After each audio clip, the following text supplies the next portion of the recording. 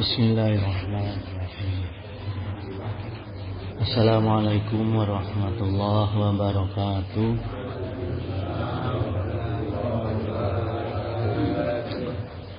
Alhamdulillah al-malikil haqqil mubin allazi hadana bil iman wal yaqin wassalatu wassalamu ala asrofil anbiya wa mursalin wa ala alihi wa sahbihi ajma'in, amma ba'd.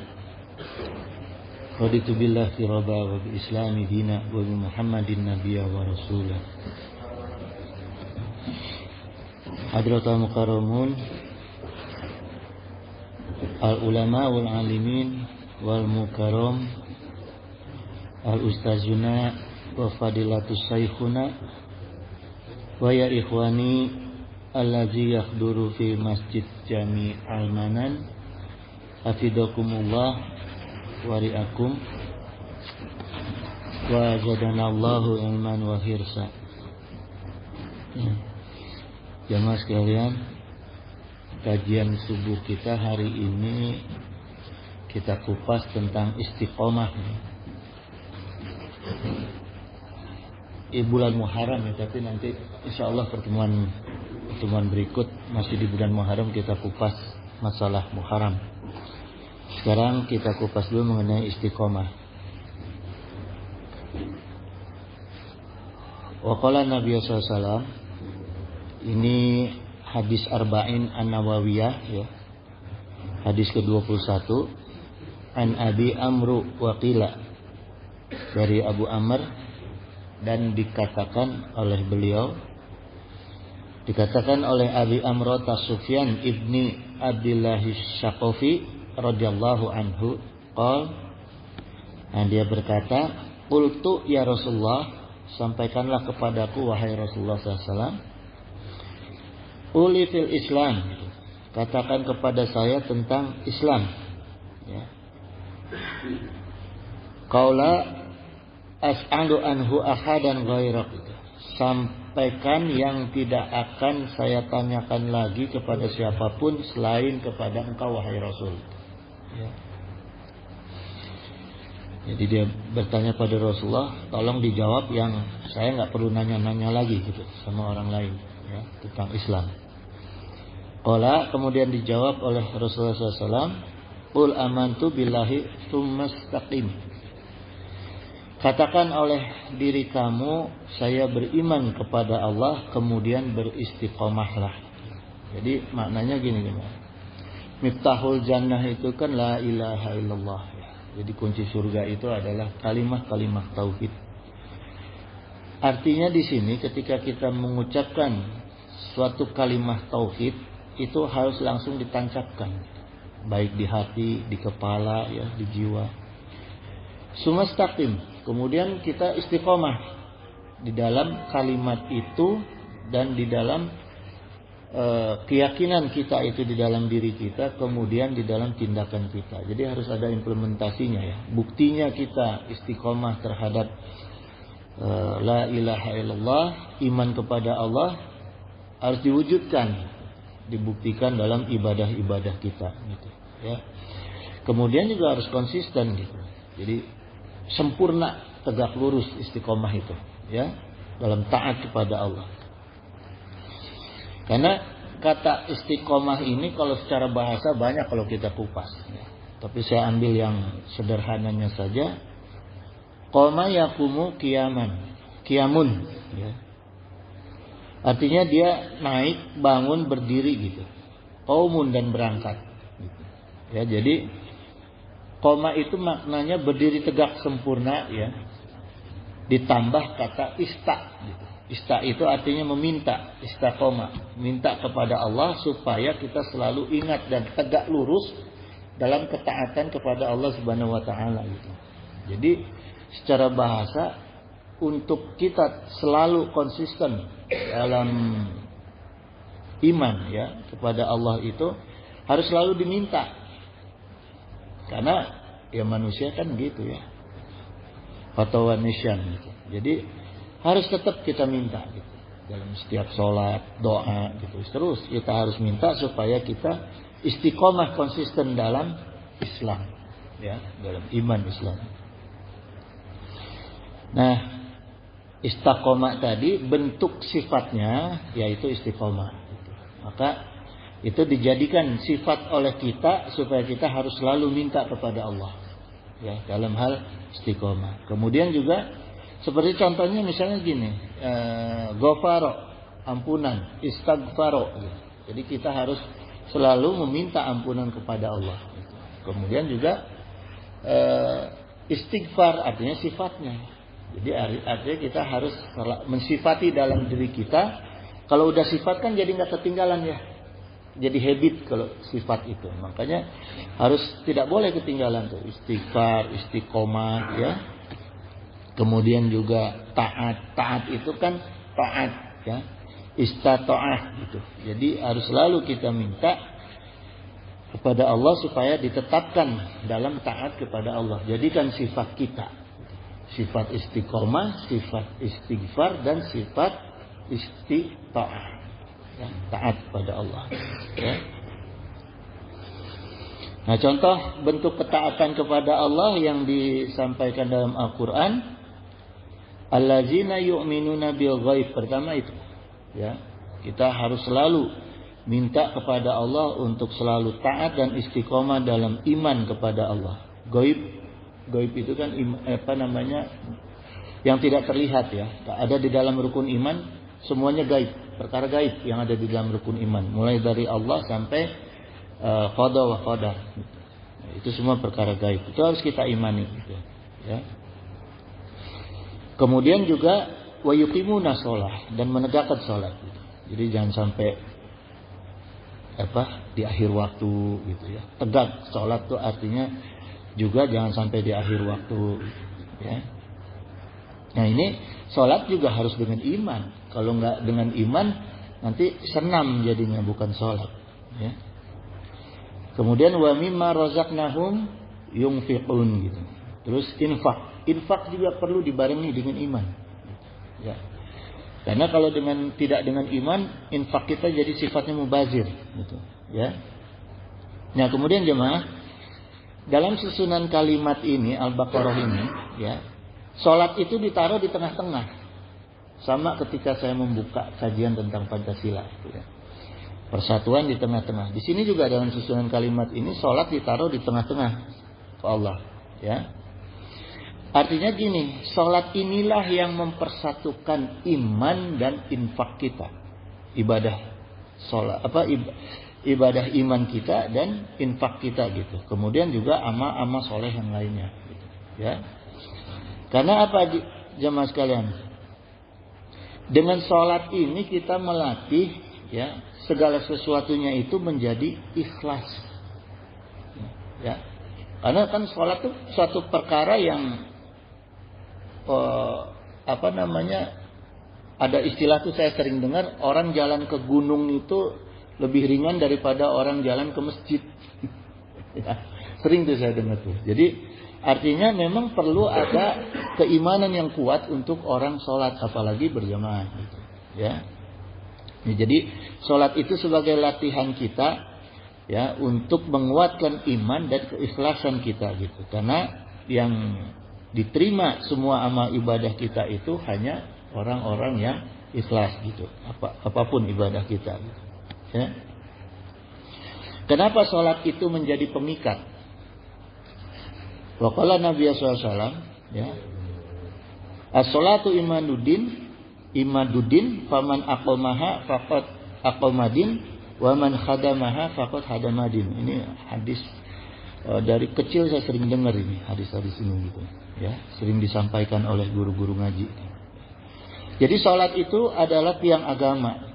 Jadi yang mendirikan sholat, maka sungguh dia mendirikan agama, gitu. Siapa yang merusak sholat, maka dia merobohkan agama. Jadi penting-pentingnya sholat di sini, ya. Dan tiang itu kan harus tegak lurus, ya. Secara nalar logika kita, tiang itu, sebuah tiang harus tegak lurus. Kalau tiangnya itu sudah robah, maka struktur bangunan itu miring-miring, ya kan?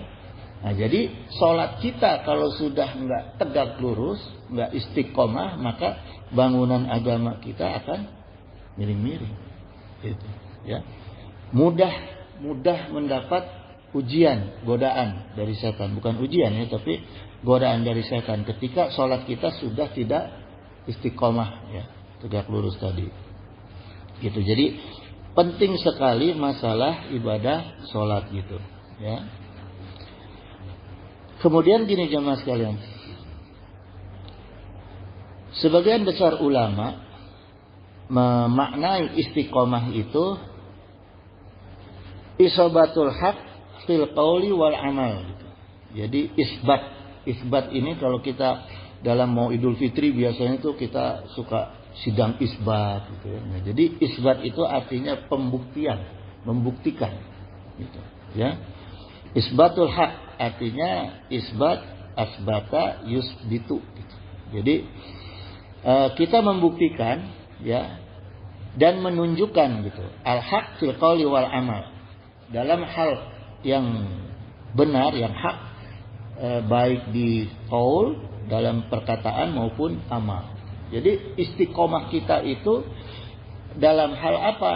Membuktikan, menunjukkan ya kepada Allah dalam setiap perkataan kita dan amal kita. Jadi nggak bisa tuh kita cerita istiqomah tapi nggak pernah membuktikan. Saya mah wali nggak perlu dibuktikan, nggak ada. Nggak ada ya. Tetap harus dibuktikan gitu. Ya. Ada cerita-cerita wali yang katanya begini begitu, kalau kita secara syariat kita nggak lihat ya istiqomah dalam hal amal dan perkataannya, jangan dipercaya. Ya, patok aja ini. Misalnya gini juga, istiqomah dalam hal yang benar, terus continue di dalam kejujuran, atau jangan kita continue di dalam kebohongan, gitu, ya, jemaah. Ini saya koreksi sedikit dalam hal wali itu, ya, ada yang disebut majdub. Majdub itu orang-orang yang memang dia tidak bisa kita ambil ilmunya, orang majdub. Tapi kita boleh minta doa pada orang-orang yang majdub. Ya. Tapi artinya karena sulit kita melihat orang majdub gitu, yang sesungguhnya. Ukurannya itu aja tadi. Majdub pun yang sesungguhnya dia tetap perkataannya terjaga, ya, amal-amalnya juga terjaga, gitu, ya. Jangan ada di daerah tuh saya lihat orang yang majdub tapi pura-pura gila, jangan juga, gitu, ya. Karena gini jamaah sekalian, saya takutnya nanti jatuhnya kepada orang-orang yang suka berbohong. Ya, akhirnya berbohongnya itu karena diangkat-angkat oleh kita jadi habit bohongnya itu. Ya. Jadi orang-orang yang berbohong seperti itu, ya, itu bukan istiqomah tapi fasik sebutnya. Ya. Fasik itu orang yang keluar dari ketaatan kepada Allah dan Rasulnya gitu. Ya, orang yang keluar dari syariat Islam, dari rukun Islam. Waqala Imam Al-Ghazali mengatakan bahwa fasik itu oleh beliau dibagi menjadi dua jenis. Fasik, ya. Al-fasiku ala nawa'aini gitu. Orang fasik terbagi atas dua jenis. Fasiku kafirun, ada orang yang fasik dan kafir. Wa fasiku fajirun, orang fasik yang fujur, ya, maksiat gitu. Jadi fasik yang kafir itu orang-orang yang tidak beriman lagi kepada Allah dan Rasulnya gitu. Apa istilahnya, yang sudah keluar, tadinya beriman kemudian keluar gitu, ya, murtad. Wa qala Allah Ta'ala fafasaqa an amri rabbih, maka dia mendurhakai perintah Rabbnya. Ini yang disebut fasik, orang yang durhaka gitu. Jadi bukan orang kafir. Fasik itu orang yang durhaka kepada Allah gitu. Wa qala Allahu aidan, nah ini bahkan diancamnya keras nih oleh Allah untuk orang-orang yang fasik, ya. Qul, katakan, abillahi wa ayatihi wa rasulihi kuntum tastahzi'un gitu.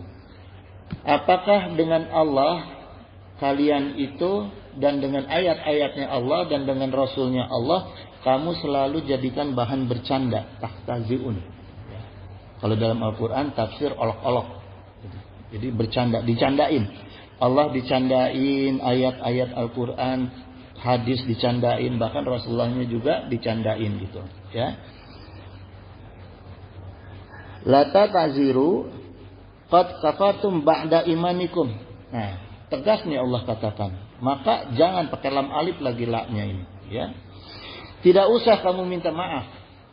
Jadi tegas Allah sampaikan, udah nggak perlu minta maaf lagi karena kamu kafir sesudah beriman. Hati-hati.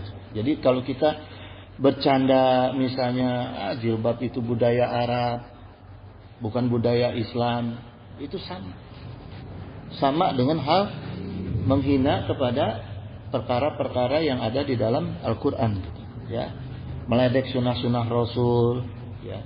Misalnya gini nih, pakai jenggot, diledek kambing. Itu juga perkara-perkara yang bisa mengeluarkan kita dari Islam. Ya. Kalau kita nggak sanggup melaksanakan sunnah, ya sudah jangan dikerjakan, toh nggak berdosa, ya kan? Tapi jangan dihina gitu. Ya. Toh kita nggak ngerjakan sunnah nggak berdosa gitu, tapi jangan dihinakan. Ketika kita menghinakan maka kita sudah masuk dalam murtad, golongan murtad. Ya. Ada lagi, ini saya nggak tahu, apakah ada orang Islam yang ikut merumuskan satu pasal. Pasalnya ini pasal 279. Ya. Itu orang-orang yang kawin diam-diam, suami ini, para suami yang kawin diam-diam dan juga pelakor, ya, itu bisa dipenjara selama 5 tahun. Dalam ayat 1 pasal 279 dihukum penjara selama 5 tahun. 1E-nya, barang siapa yang kawin dengan diketahuinya bahwa perkawinannya yang sudah ada menjadi halangan yang sah baginya akan kawin. Jadi artinya suami yang nyandung, ya, yang nikah lagi, poligami tapi tidak izin istrinya, maka itu dipenjara 5 tahun. Hah? Pelakor-pelakornya itu dipenjara. Ibu-ibu pasti setuju ya, gitu. Tapi perkara ini artinya perkara yang keluar dari kaidah Al-Quran. Itu, ya. Itu. Jadi kalau secara emosi, egois kita iya. Cuma harusnya mengadopsi hukum-hukum di dalam agama itu dalam negara jangan keluar dari aturan agama Islam. Kalaupun mau oleh umat Islam itu, oleh para ulama, itu urusan non-Islam, maka jadikan hukum itu yang berlaku pada non-Islam. Gitu, ya. Dipertegas lagi untuk Islam itu misalnya boleh pasal ini diterapkan kecuali dengan aturan yang seadil-adilnya. Boleh. Karena itu aturan dalam Islam, gitu, ya. Jadi harus lebih dipertegas gitu. Kalau enggak nanti kasihan itu anggota-anggota DPR yang nyusun undang-undang itu kan dia Islam. Hati-hati gitu, ya, gitu. Karena gitu jamaah sekalian, orang-orang yang mendurhakai perintah Allah, sunnah Rasulnya, bahkan kitab suci Al-Quran, dia termasuk orang yang keluar dari hidayah Allah atau murtad. Ya, na'udzubillah min dzalik gitu. Summa na'udzubillah. Ya. Kemudian ada fasik fujur. Nah, ini fasik fujur ini mereka yang suka mabuk-mabuk, suka barang yang haram, suka zina, durhaka gitu ya. Meninggalkan jalan-jalan Allah tapi tidak keluar dari aturan agama Allah, dari akidah, maka masih bisa tobat.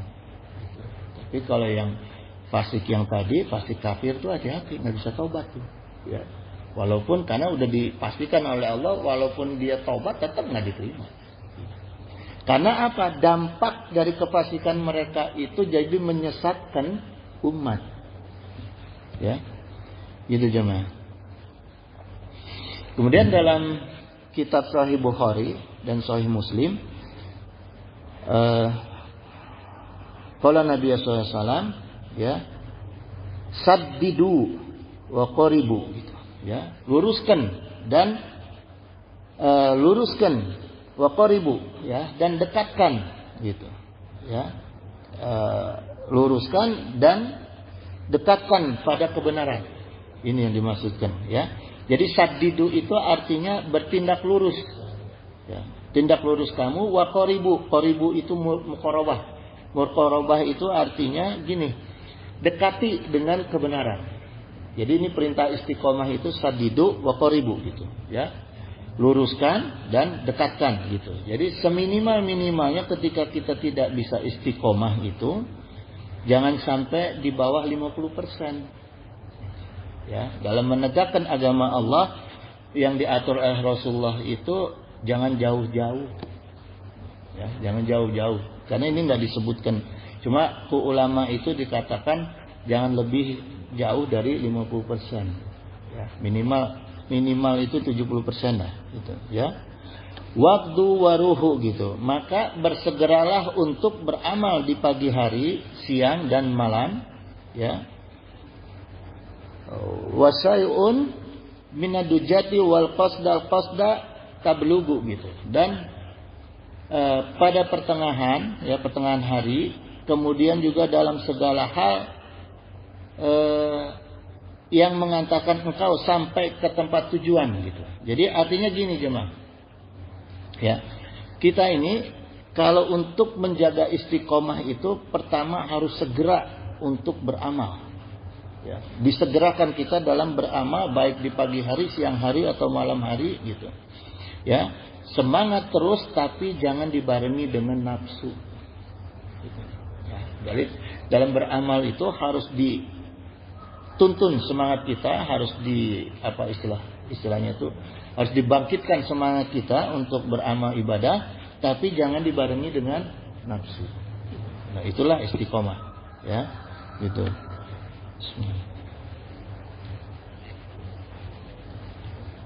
Kemudian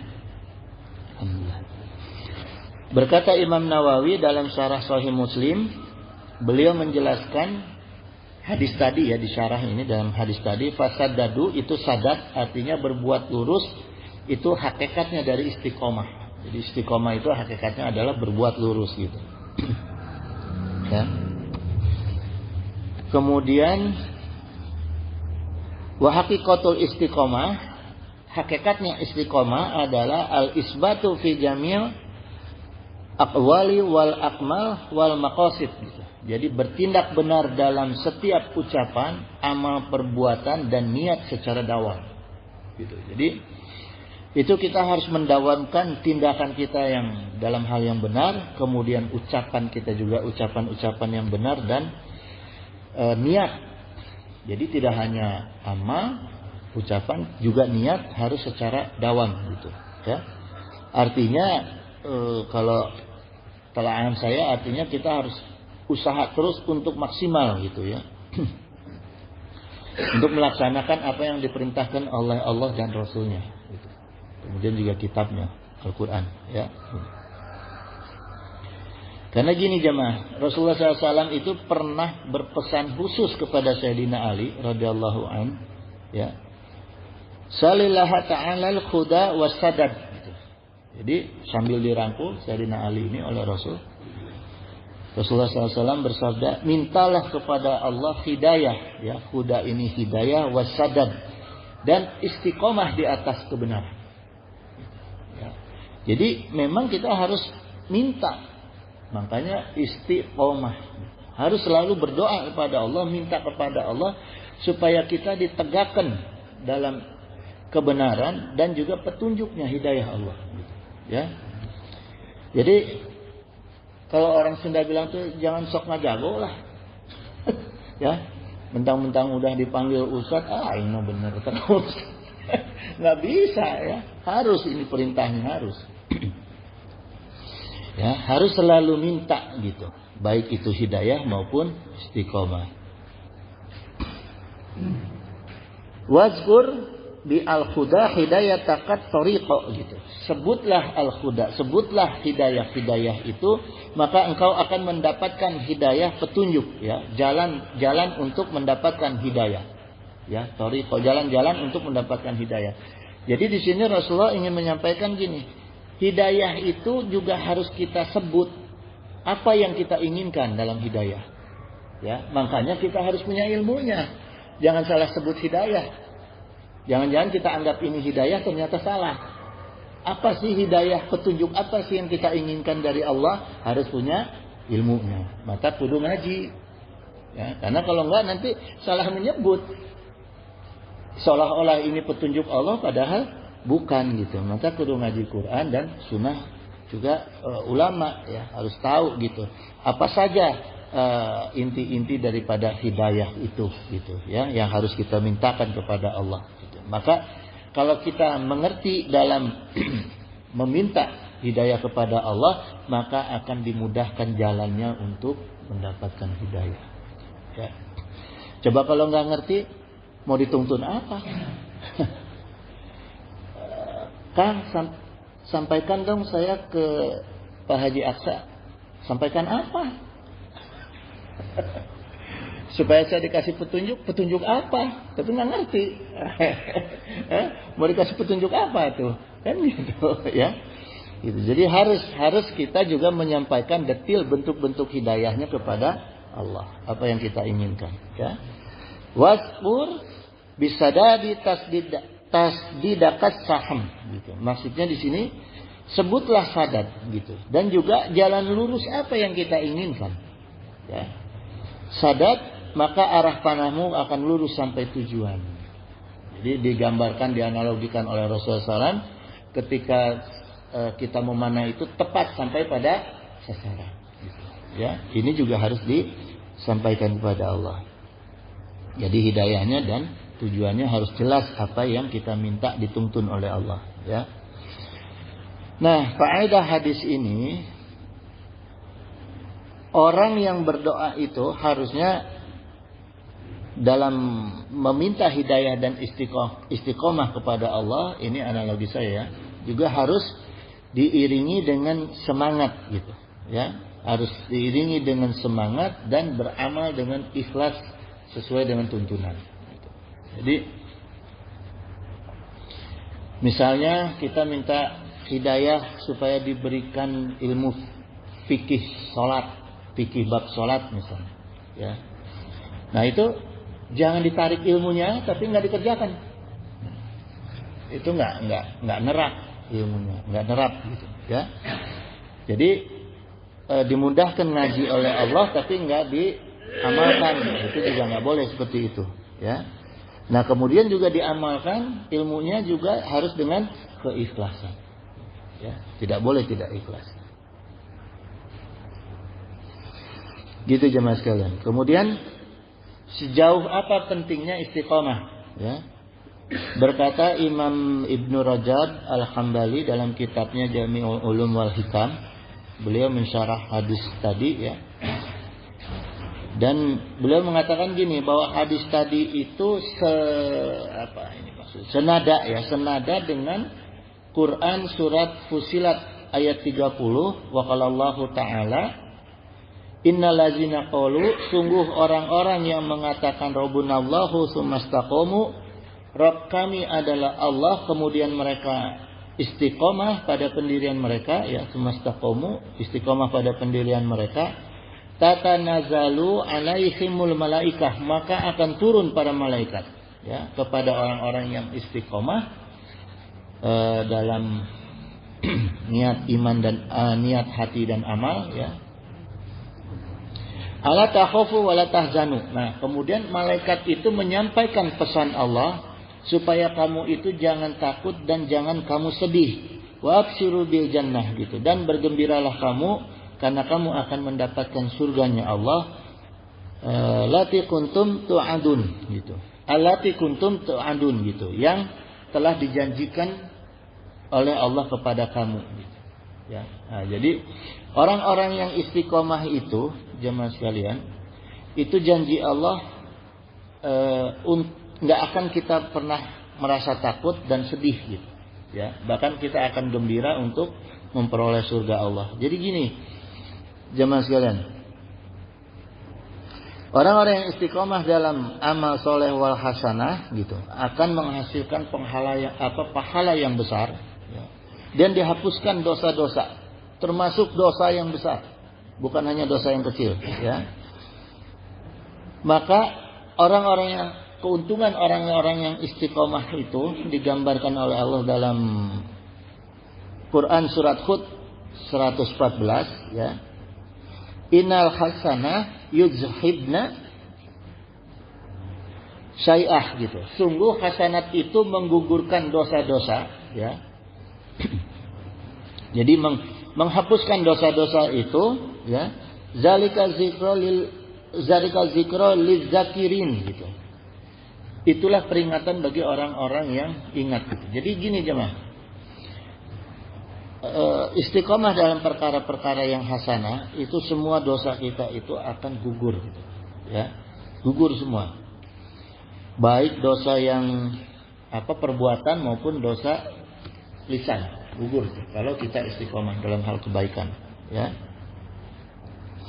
Maka gini jemaah, kalau orang dosanya udah gugur, karena itulah malaikat akan menyampaikan firman Allah, ala takhafu wala tahzan. Ya. Orang-orang yang dosanya digugurkan oleh Allah, rontok dosanya, maka malaikat datang menyampaikan pesan ala takhafu wala tahzanu gitu, ya. Karena gini jemaah sekalian, saya gini ya, ingin mengajak kita membayangkan perkara gini. Orang yang mau masuk ke ruangan yang gelap, terus kita nggak tahu sebelumnya. Kalau kita di kamar terus mati lampu kan kita agak tenang, karena udah tahu kondisi di ruangannya. Tapi kalau kita akan memasuki suatu ruangan yang gelap, terus kita nggak tahu kondisi apa yang di dalam, itu kayak apa? Nah itulah kuburan. Alam kubur kita nanti itu sebuah alam yang kita nggak tahu. Ya. Gelap gulita pada sakaratul maut tuh kita tuh akan terbayang. Pertama apa yang akan terbayang ke depan, dan yang paling penting itu orang-orang yang sakaratul maut itu akan terbayang yang di belakang, yang akan kita tinggalkan. Jangan-jangan istri saya kawin lagi sama berondong. Ya kan? Anak-anak siapa yang ngurus? Pasti. Gak usah kita jauh-jauh mau meninggal sakaratul maut. Mau dinas aja ke luar negeri lama, apa yang kita pikirin? Nanti istri kita gimana? Anak kita gimana? Keluarga kita gimana? Ya, harta kita gimana? Pasti itu. Ya. Apalagi kita akan sakaratul maut gitu, ya. Kemudian kita akan membayangkan siksa kubur. Kita akan membayangkan siksa akhirat, neraka. Nah, pada saat seperti itu akan kayak apa dalam jiwa dan pikiran kita, ya? Kan pasti nggak tenang. Nah, ketika dalam kondisi kita yang tidak tenang, tiba-tiba ditanya oleh malaikat, coba, ya, orang dalam kondisi yang tidak tenang, atau misalnya pelajar lah yang lagi nggak tenang, ya, lagi apa sih istilahnya, galau misalnya, ya, tahu-tahu ditanya sama gurunya, ilmunya hilang itu, ya. Orang yang nggak tenang ditanya mendadak pasti ilmunya hilang, walaupun dia ada ilmunya, dia akan tidak bisa menjawab. Seperti itu juga kita nanti, ya, di alam kubur itu. Kalau kita masuk ke alam kubur yang kita nggak tenang jiwa kita, maka kita tidak akan bisa menjawab pertanyaan malaikat. Gitu. Makanya kita perlu ketenangan. Nah, dijamin oleh Allah orang-orang yang istiqomah dalam ibadah dan iman kepada Allah, tatanazzalu alaihimul malaikah, diturunkan malaikat. Sebelum datang malaikat Munkar Nakir, datang dulu malaikat yang diperintah oleh Allah, ya. Ala takhafu wa la tahzanu, kemudian menyampaikan pesan Allah, jangan kamu merasa takut, jangan kamu merasa sedih gitu. Dikasih kabar gembira saat orang sedang menghadapi sakaratul maut. Gitu. Itu disampaikan oleh malaikat, pesan dari Allah, ya. Jadi ada 3 jemaah. Ada 3 masa kita itu akan mengalami ketidaktenangan dalam hidup yang begitu sangat tidak tenang, ya. Guncangannya akan kuat sekali. Itu ada 3 masa dalam hidup kita. Pertama dalam sakaratul maut, ya.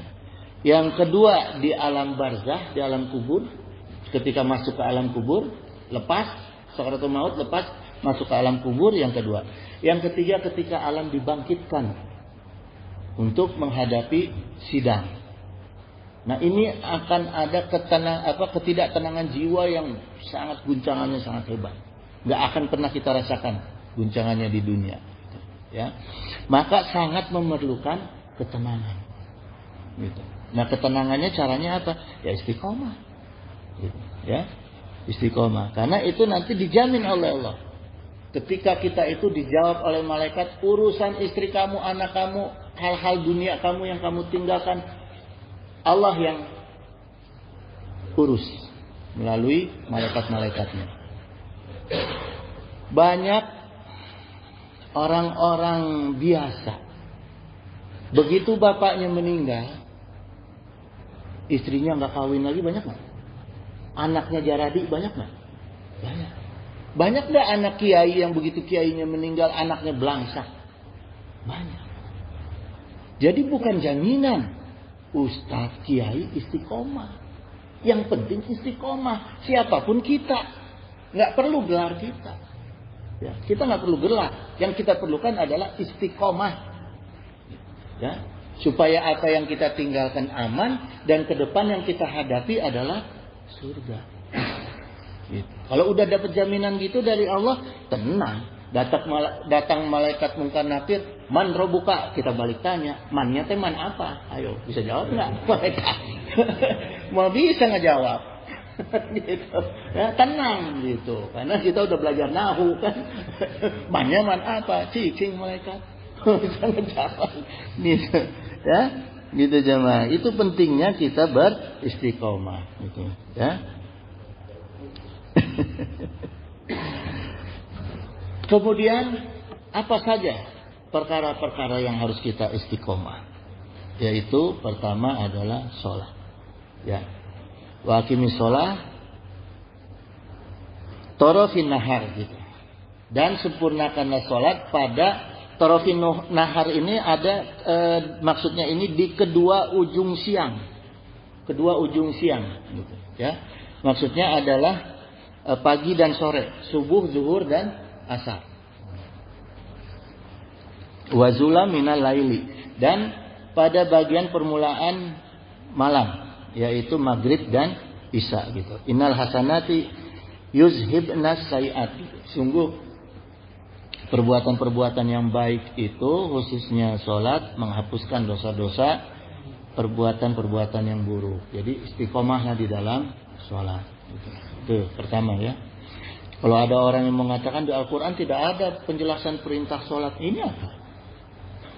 Berarti ente nggak bisa ngaji Quran, gitu. Jadi kalau nggak bisa ngaji jangan ngomong lah.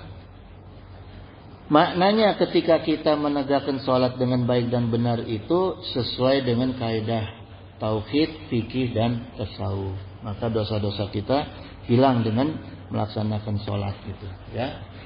Terus yang kedua, jamaah sekalian, khusus nih untuk kita bapak-bapak, ya. Fitnahnya laki-laki itu, kata Rasulullah SAW bersabda, ya, fitnatur rajuli, fitnahnya seorang laki-laki itu fi ahlihi, dalam keluarganya, wa malihi, dalam hartanya, wa waladihi, gitu, dan anak-anaknya. Itu fitnah kita. Hati-hati nih untuk kita para bapak, ya. Tukafiruha sholatu wasyamu, gitu. Kemudian kelalaian kita itu terhadap keluarga dan harta kita itu, ya, bisa dimaafkan ketika kita melaksanakan sholat dan saum, puasa, ya. Jadi kita lupa mendidik anak, lupa mendidik istri, ya, itu kita bisa dihampura ke Allah kalau kita istiqomah dalam sholat dan saum gitu ya. Wasodaqah wal amru, kemudian sedekah ya, kemudian wal amru gitu, artinya mengajak pada perkara amar ma'ruf, mengajak pada kebaikan ya. Wan nahyu anil munkar, kemudian kita mencegah dari perkara-perkara munkar. Nah ini yang akan menghapuskan fitnah kita terhadap kelalaian kita dalam mendidik, menjaga harta, keluarga, istri dan anak-anak gitu ya. Jadi ada 5 perkara tadi: salat, saum, sedekah, amal ma'ruf, nahi munkar ya. Kemudian dalam hadis lain disebutkan juga as-shadaqah tutfi'ul khati'ah gitu. Sedekah akan memadamkan dosa kama yudfi'ul ma'unar gitu, seperti air memadamkan api. Jadi jangan kurang-kurang dalam sedekah. Nggak usah nunggu punya uang, seberapapun ada kita uang, selama ikhlas sedekah ya. Dan hasad, wal hasadu ya'kulul hasanah gitu. Hasad itu akan memakan kebaikan itu kama ta'kulun narul khataba gitu, seperti api memakan kayu bakar gitu, melahap. Melahap ini beda dengan memakan ya, artinya rakus. Jadi cepat gitu. Jadi kalau kita hasad itu akan menghanguskan perkara-perkara hasanah kita itu lebih cepat daripada air memadamkan api. Hati-hati dalam hal perkara hasad gitu ya. Sekalipun gini jemaah sekalian, sekalipun sifat kita itu khata wa nisan, wa qala Nabi sallallahu alaihi wasallam, kullu ibnu adam khata wa khairul khata inna tawabun gitu. Jadi setiap anak Adam walaupun suka berbuat salah, dan sebaik-baiknya berbuat salah adalah bertobat gitu, ya. Juga kita harus sering bertobat gitu ya. Istiqomah aja.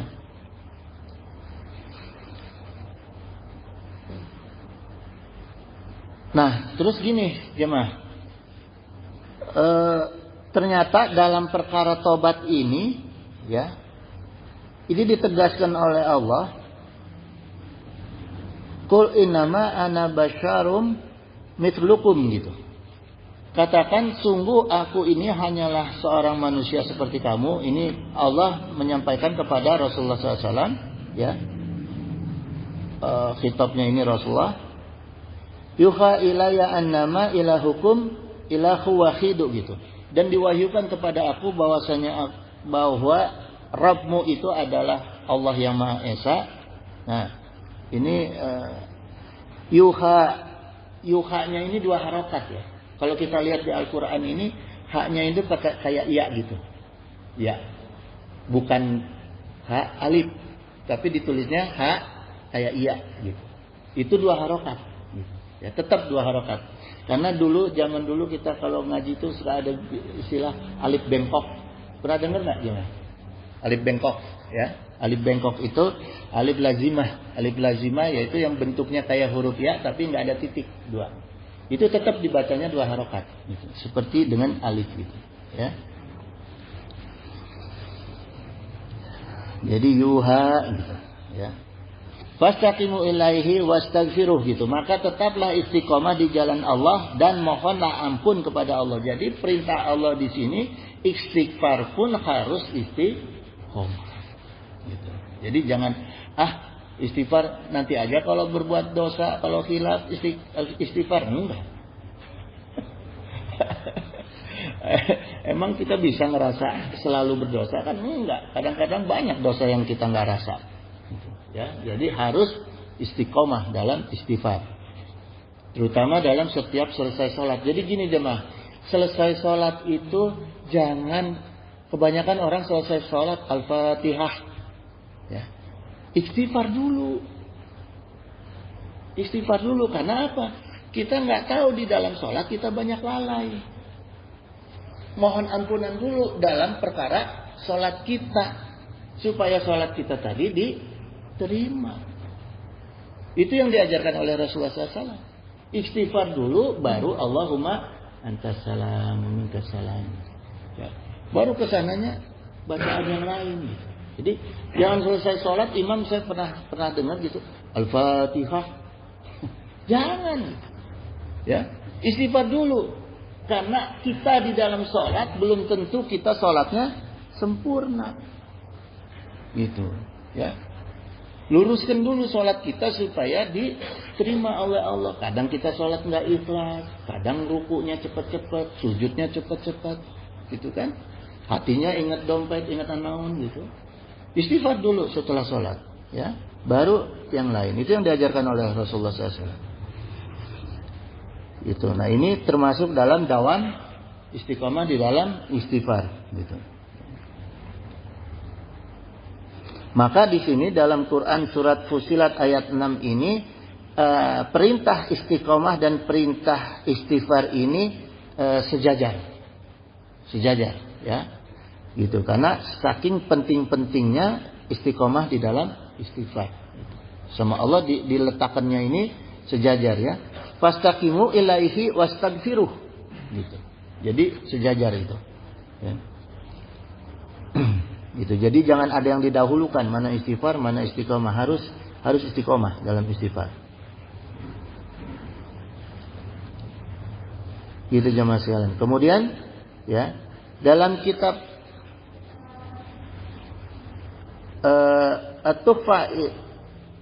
At-Tuhfa al-Iraqiyah fi amal lil Qarbiyah, ya, Ibnu Taimiyah ini, beliau menjelaskan gini, asidqu artinya kejujuran. Ya, kejujuran itu ada 6 macam.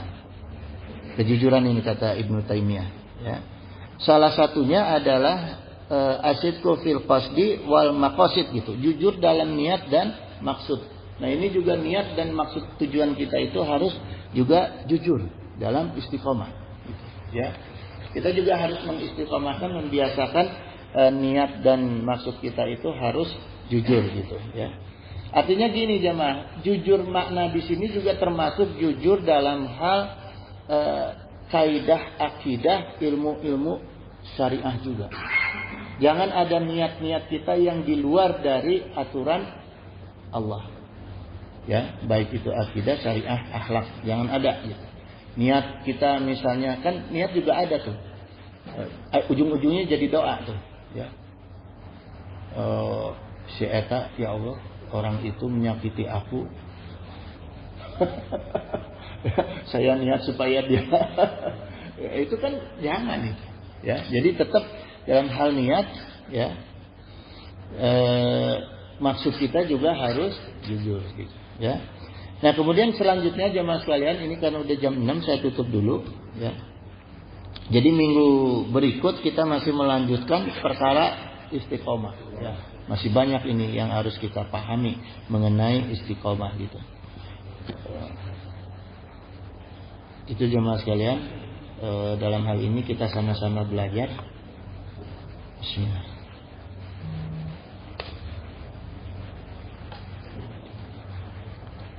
Saya ini duduk di sini bukan enggak. Ya.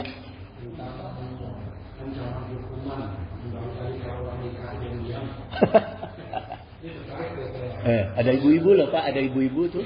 Artinya berarti misalnya ini dikasih ya. Ya, artinya kalau dikasih seharusnya otomatis harus ada izin ya.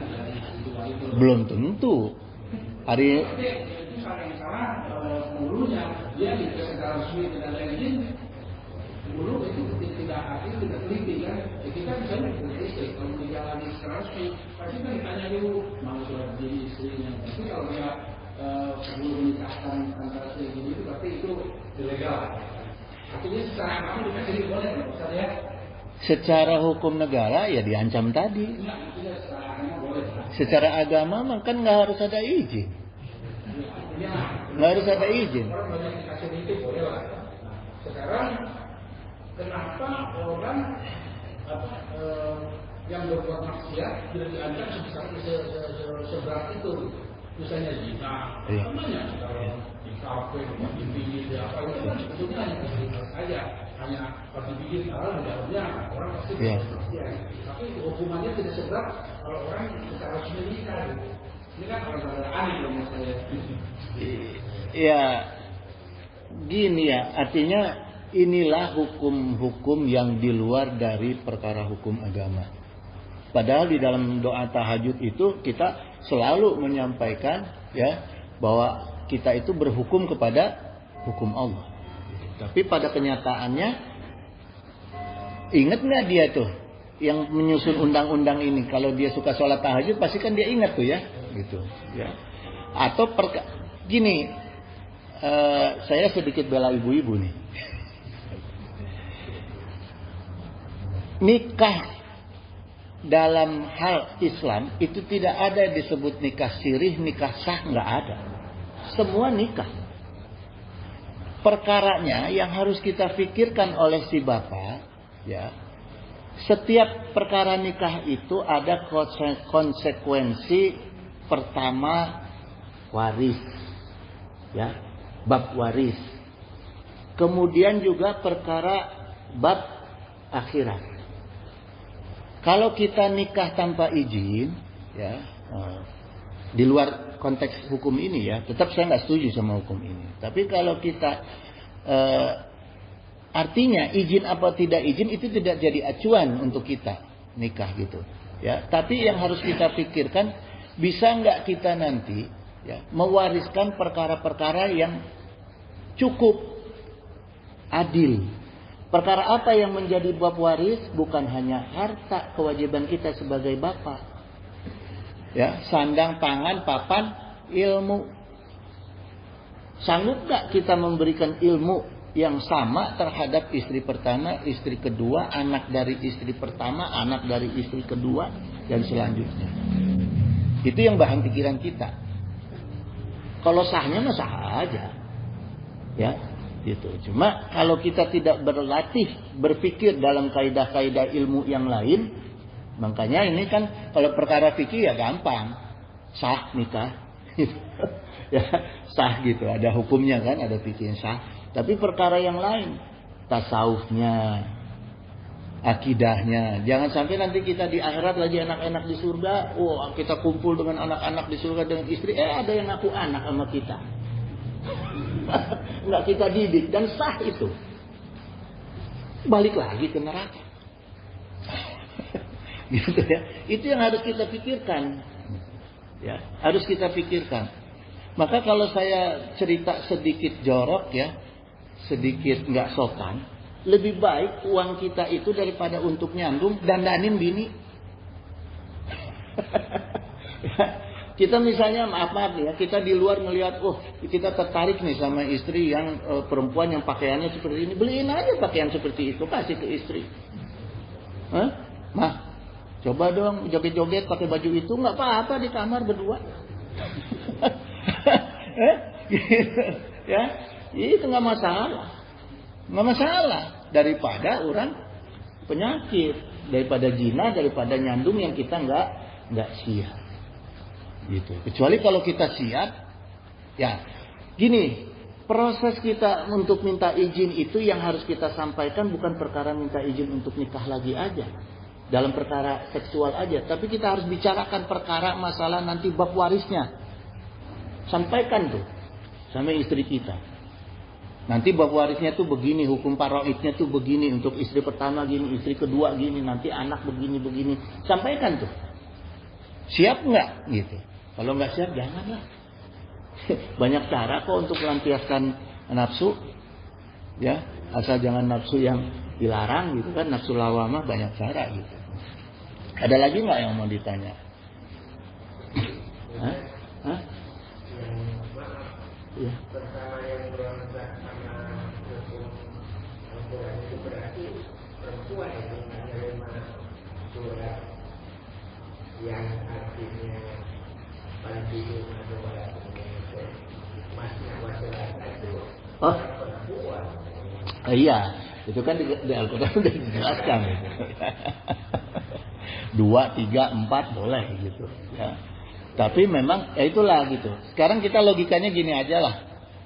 Yang menjerumuskan Kanjeng Nabi Adam perempuan.